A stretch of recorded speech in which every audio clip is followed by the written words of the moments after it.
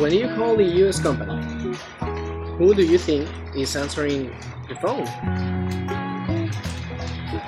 Someone sitting in an office in New York, or maybe someone like me in a small town in Costa Rica? Well, my name is Andre, but you can call me Soshi. And I have worked for more than 5 years for US companies from here, right here, my country, Costa Rica.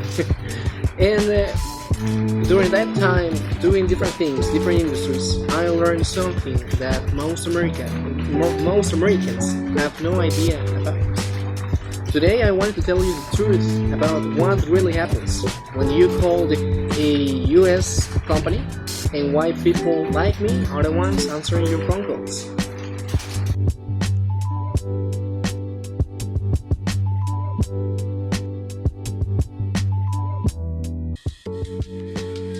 And by the way, guys, before we continue, I know that here in Latin America we usually don't use the word Americans to refer only to people from the United States, because technically we are all from America.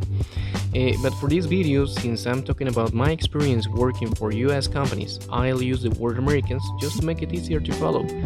But don't worry, I'll definitely make another video about the same topic, because I think it is actually pretty interesting.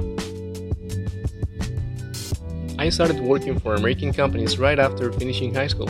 Back then, I spoke just a little bit of English, enough to get by. And I thought, if I can speak English, maybe I can get a better job.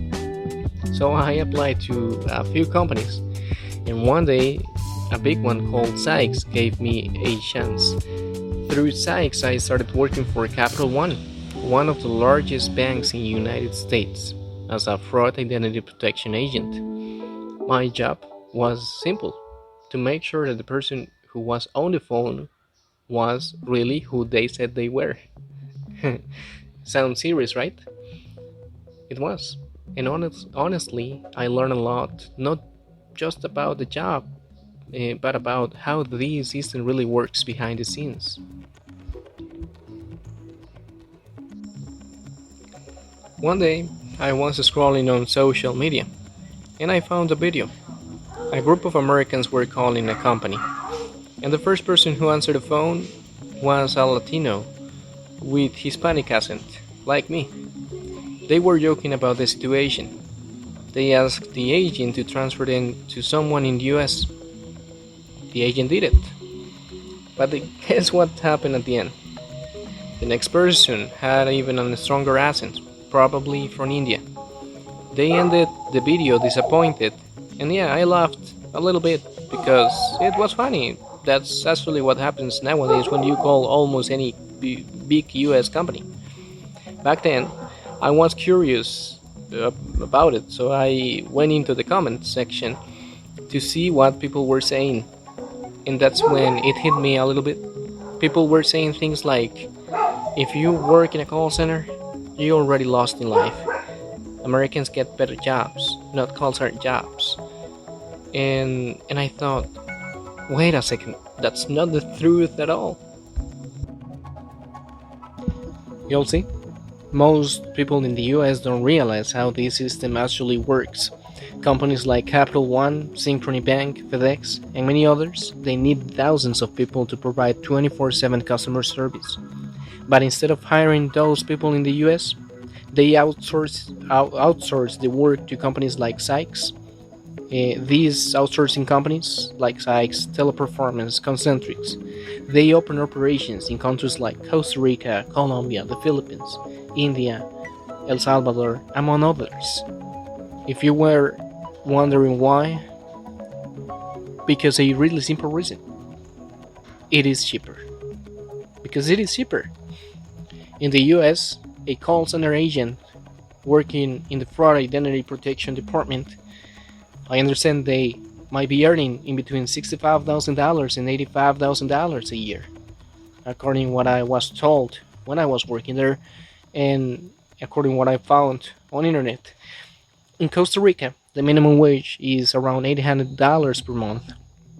Now, these jobs cannot legally pay the minimum wage here, because they require people who speak two or more languages, and often they have college degrees.